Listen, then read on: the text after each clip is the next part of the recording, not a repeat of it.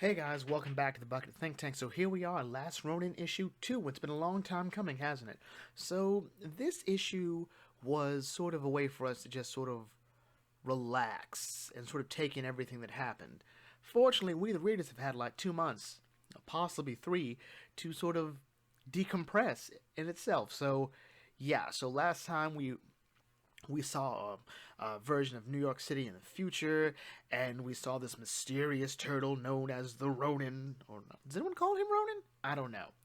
But we see him going through. We don't know who he is. All we know is he's being followed or like being haunted by the ghosts of three other turtles, and he's here to kill a dude. All right, so like, oh, sounds like Raph. Sounds like Raph. I think it's what we're all thinking. We're kind of hoping it's not Raph. He goes through. He goes to kill this guy, Hiroto Oroku, the son of Karai. The battle doesn't go as well as Last Ronin thinks. He falls down, fails, contemplates killing himself, actually gets ready to kill himself, then passes out, wakes up in a bed, greeted by April O'Neil, and she calls him Michelangelo, and all of my theories were ruined. Yeah. So issue 2 picks up pretty much after that. We get April's perspective on exactly the last time she saw all four turtles, which was not only the night she was going to tell them that she and Casey were engaged, but the night that that the turtles and Splinter had been attacked by the Foot Clan, and that the Hamato Oroku truce had just been broken.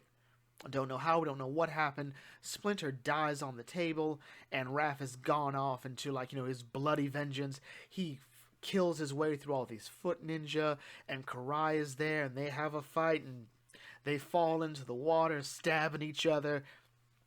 And then we see April, who's a double amputee, has a prosthetic arm and leg. She's talking to Mikey slash Last Ronin, who is still haunted by the ghosts of his brothers, saying that, you failed. Why'd you try to kill yourself when you know it wasn't over? And it's great stuff. And there's a question about Michelangelo's mutation. Like, Michelangelo points out a fall from that height would have killed him if he was younger. April points out he's bigger. He looks a bit different. And so it's progressed that his mutation's still going on. And Mikey's also mentioning that his memory doesn't seem as reliable. Even more so when he thinks that Casey might be alive when April calls Casey. Turns out April has a daughter named Casey, so yay! Then we cut to Hiroto, who is totally set to kill the turtle, to kill this turtle, this abomination, this mutant, and he wants it done with extreme public prejudice. So he's not on the upper levels. Fine, we'll go down to the lower levels. I want this whole place scoured.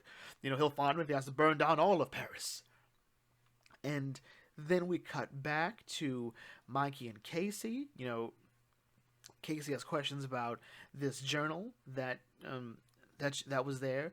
It was written by Splinter, and we sort of found out exactly what happened to Michelangelo. This is very interesting because it's very Batman in a lot of ways. So after everything had totally gone to pot, and he was the last one, Michelangelo went off into the mountains for a bit, and he thought he would just die, but he didn't die.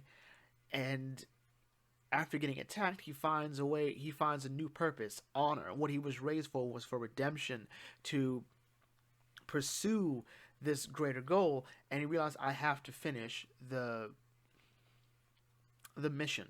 And the mission is to kill the last Oroku. So he spends all this time training, mastering all these different weapons, mastering the body, the mind. Essentially, Michelangelo pulls his head out of his ass and rededicates himself to his training.